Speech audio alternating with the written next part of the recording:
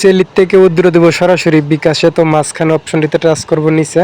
তো করার পরে এখানে যে এই যে উপরে এই যে অপশনটি এখানে টাচ করে দিবেন। এখানে করার পরে এখানে আপনারা নিচে আসবেন। নিচে আসার পরে কান্ট্রি সিলেক্ট করে নেবেন। সব নিচে আছে বাংলাদেশ, তার বাংলাদেশ সিলেক্ট করলে অটোমেটিক বিকাশ হবে। তারপরে উপরে একবারে নেক্সট করে দিবেন, মানে সম্পূর্ণ কয়েন যতটুকু আছে আপনার কাছে দেওয়ার পরে নিচের অপশনটিতে টাচ করবেন।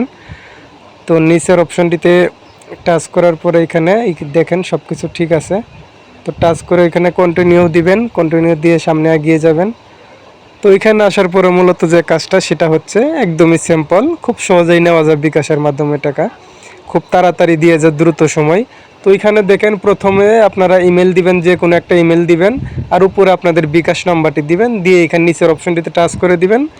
দেখবেন যে 1 থেকে 2 মিনিটের ভিতরেই আপনারা যে ডলারটা উইথড্র দিয়েছেন সেই ডলারের বাকি যে টাকাটা ওখানে কিন্তু নিচে টাকাটা যখন উইথড্র দেন মানে তখন কিন্তু নিচে দেখা কত টাকা আপনারা পাবেন, ঠিক অত টাকায় আপনাদের অ্যাকাউন্টে এসে পড়বে 1 থেকে 2 মিনিটের ভিতরে। দেখেন আমি এখানে উইথড্র দিলাম ধরেন 12টা 48 মিনিটে। তো দেখেন কতক্ষণ সময় নেয়।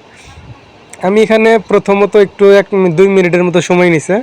পরে যখন দিছি তখন 1 মিনিটের বেশি কোনো সময়, মানে কোনো সময় নেই নাই আর কি, সময় নাই।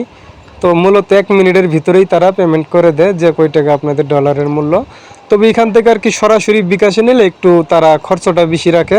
তো এটা মূলত এই যে দেখেন আমার এখানে মেসেজ আইসা পড়ছে। তো যে টাকাটা মুদ্র দিলাম সেটার মেসেজ দিয়ে দিছে। তো মূলত এখানে এই যে দেখেন আমি মূলত $3.02 মতো উইথড্র দিছি, আমার 255 টাকা দিছে। এটা মূলত যখন উইথড্র দিছি তখনই দেখাইছে।